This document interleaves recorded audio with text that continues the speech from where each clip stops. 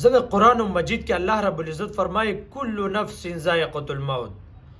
په مخ د ځمکه باندې چې کم شی سا اخلي د ټولو له به مرګ راځي.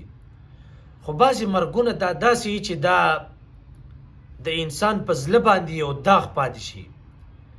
د انسان دماغو نه عکس وځي نه، داسې د بعضې خلکو مرګي. تاسې وګورئ د علماو مرګ دا که ډېر عمر تېر شي خو دا د انسان د ذهن نه نه وځي.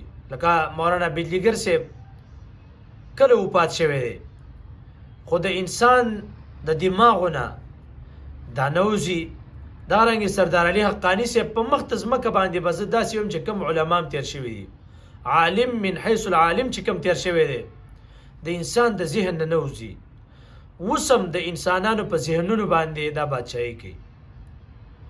نو یو علما دی چې د انسان د ذهن نه نه وځي. دویم په ځوانۍ کې چې کله څوک مړ شي او داسې ځوان چې هغه غریبي پې تېره شوي، داسې ځوان چې پلار یې مخکې وفات شوی، داسې ځوان چې ټول خاندان هغه ته سترګې چې دا به خاندان راټینګوي، دا به د مور او پلار خدمت کوي، دا به قوم خدمت کوي، په خاندان کې په کور کې دقه یو کسي او هغه په ځوانۍ کې مړ شي، هغه په مسافرۍ کې مړ شي او تا له دغه باډي راوړي.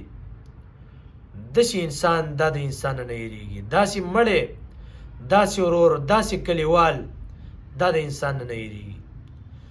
دریم قسم دا ملګری چې کله ستاسو په ملګرتیا کې پاتې شي او ستا مخې ته چا نه ساه وخېجي، دا کس د انسان نه هېرېږي.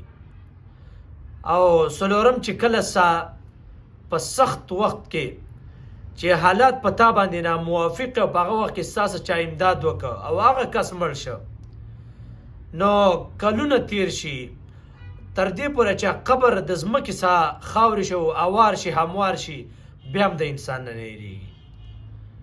دې وجې نه مسافرۍ کې چې کله مرګ انسان له راشي نو دا ډېر خطرناک مرګي، ډېر